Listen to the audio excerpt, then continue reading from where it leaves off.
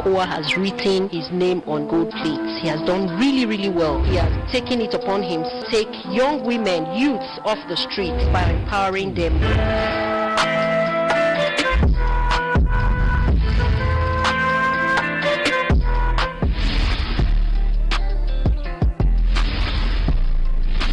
Among the governors of this country has done creditably, because for me the greatest kind of development in governance is human capital development. I would say a big thank you to our amiable governor. They have turned our lives around. We the youth have not been privileged to do white collar job. Today I can boast I'm the owner of a company, and as well having people that is working under me. So I'm a fulfilled man. I was empowered by the state government with 1 canopy and 100 shares, but now I have more than 10 canopies and I have more than 300 shares. I want to say a big thank you to Governor Okowa.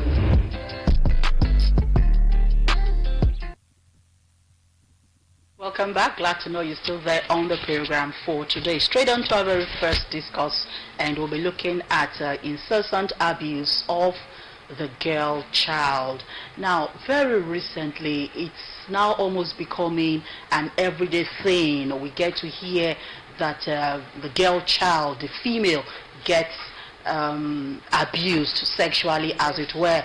We heard about the story of 18-year-old Barakat in Ibadan, who was raped and murdered at her home. Also, a little girl, a 4-year-old girl, also was being incessantly abused by her teacher. And of course, very recently, the one that is trending now, that of Miss Vera Uwaila Omozua, the 22-year-old microbiology student of UNIBEN, who was raped and murdered in a church while reading. Now, one want to ask if the girl child is becoming an endangered species. We'll be looking at these and much more on this segment, as we have a team of distinguished resource persons to do justice to this. Join me making welcome from my immediate left, Barrister Victor Oruno. Barrister Oruno is a legal practitioner and a member of the Nigeria Bar Association, EFON. Good morning, sir. Welcome to the program. Good morning. Thank you very much. And seated next to him is Mrs. Uche Emeka. Mrs. Emeka is a staff of FUPRE, that's the Federal University of Petroleum Resources. Good morning, ma'am. Welcome. Thank you. Good morning. And the last but certainly not the least is Mrs. Mercy Igere. Mrs. Igere is the principal of Delta Careers College here in Warri. Good morning, ma'am. Welcome to the program. Good morning. Thank you. Okay, I want to begin with you with the very last question I posed to our viewers. Would you say the girl child is becoming an endangered species in the face of all these abuses being meted on her by the male folks, vis-a-vis rapes, violence, and all that? Definitely, the girl child is a prey because of what we've been hearing recently. As you said from the introduction of the program, we got to know about what happened to Bello Barak and the 100-level microbiologist student in the university, and the 4-year-old. So we can see that the girl child is prone to sexual harassment and rape, and something has to be done about all this. Because it has been occurring over and over again. Yeah, so I believe the girl child is prone to that. Okay, all right. Mrs. Uche Emeka, I want you to take up from that tone that she just said now. The girl child is prone to abuse from the male folks. What brought about, it was never like this. I mean, growing up in the 60s and the 50s, it was not like this. What would you say is responsible for this increase in this abuse on the girl child? Well, like you said, and rightly observed, it was not so in the, let's say, in the 60s, the 70s, or what we have right now. I don't know. I want to attribute it from to the issue of social media. One, I also want to attribute it to the fact that parents don't give enough and adequate counsel to the sons, to the male children. You know, the burden of advising children, you know, from time immemorial, parents are prone to advising the girls, and they leave out the boys. In most cases, they only tell the boys, go and study, go and stop watching the television, don't play football today. then they leave out the core. I regard those other ones as ephemerals, like chasing shadows. The core values are left out. Parents right now should begin to advise their sons that they should see the next girl, either in their class, in the church, in their community, as their own sister at home, and not just prey upon them because they have the strength. You can't equate the strength of the boy to that of the girl. The girls are easily overpowered. That's why the Bible said that the women are the weaker vessels. We don't have enough energy, to ward them off. So we are vulnerable. The girl child is vulnerable. So I want to ask parents to please dwell right now. Let there be a re-education, of the boys. They should give them adequate advice and counseling, to see the next girl in the community as their own sisters.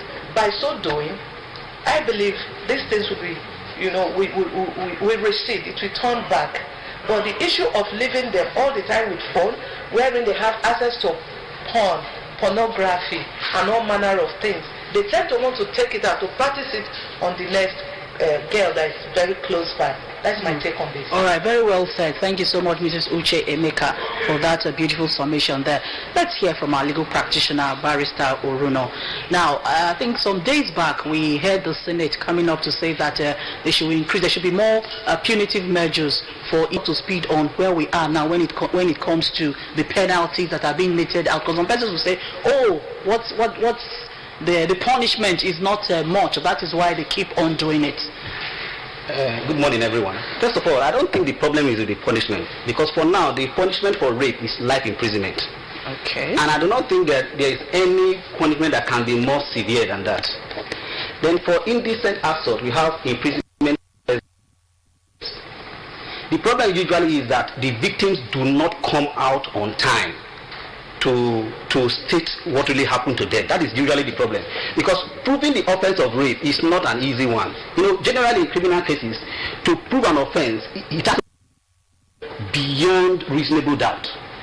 So it's not easy. You have to go to the doctor. There has to be a doctor's report. There has to be evidence of penetration of the male private part. There's a lot to be proved in rape. So the problem is that when the victims do not come out on time, the evidence sort of fades away. That is just usually the problem. I'll give you a practical example. There was this example that trended in the social media of a lady that said she was raped about 20 years ago. She was accusing a pastor. It trended so much in the news. And she now came out after 20 years to say she was raped. She took the matter to court, and the court threw out the matter. Why? Because the evidence that was needed to prove her case had faded over time. So I want to encourage people, victims of rape, to come out in good time, because when you don't come out in good time, the evidence required to prove the offense sort of fades away. The people fade away, the circumstances fade away, the memory fade away. That is usually the problem. So the problem is not with the punishment for the offense and the laws. Okay, so the penalties are okay for you, like the imprisonment as it were. It's okay, and that is not the problem. But you are saying that the victims do not come out when the thing happens. Now, Mrs. Mercy Igere, would you say that the issue of stigmatization is one of the reasons why the victims don't want to come out and say that this thing happened to me? Exactly. In our society today, they don't look at the girl and see she's the victim. They feel that she gave herself up, and when she comes out to say I was raped, they will say, no way, you weren't raped. You were.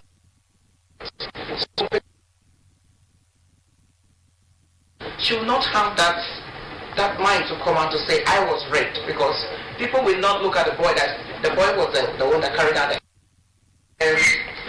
treat the boy in the way they're treating the girl, but the girl will be the one carrying all the shame and all that. And because of this stigmatization, the girl will not want to come out to say, I was raped. That was the case of the one you're talking about now. It's not easy for somebody to come out to say, I was raped by my pastor, or raped by this, or raped by that, because they know in the society that you are the black sheep.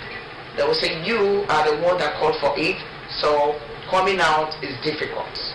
Really, really difficult, because of the shame and the stigmatization accorded to such an act. Okay, so how can we change this narrative? Still on you, Madam Ms. Ege, how can we change this narrative of stigmatization if we're able to tell the girl child that no, it's not a problem. If you get raped, you will not be stigmatized. What do we need to do to encourage them to come out?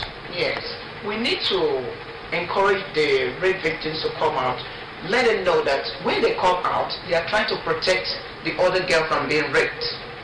When you come out to say, this was what happened to me, and you pursue legally and the person is well dealt with, then it will stop. But when you hide all that has happened to you, the next girl is in trouble. It's okay. All right. There's this popular saying that prevention is usually better than cure, and I don't think that any female would willingly or purposefully get herself raped. But nevertheless, how can we, as parents and guardians, protect the girl child? What do we need to do to tell our children, our girl children now, how to go about protecting themselves from getting raped? At least a little that can be done. Yeah. Mrs. Emeka. Well, thank you very much. For me, I think continuous re-education, educating the girl child, mothers, fathers shouldn't stop talking, get to let them know that there is a rapist out there within your community, even in your house. There's no gainsaying the fact that a visitor, a cousin could come in to spend a weekend and do damage in the house and go scot-free.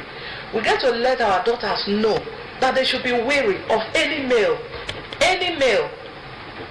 with all due respect, or maybe without any respect, fathers, brothers, uncles, cousins, nephews, the neighbors in the compound, the gate man, they are all suspects because the girl child have been taken for a ride over time.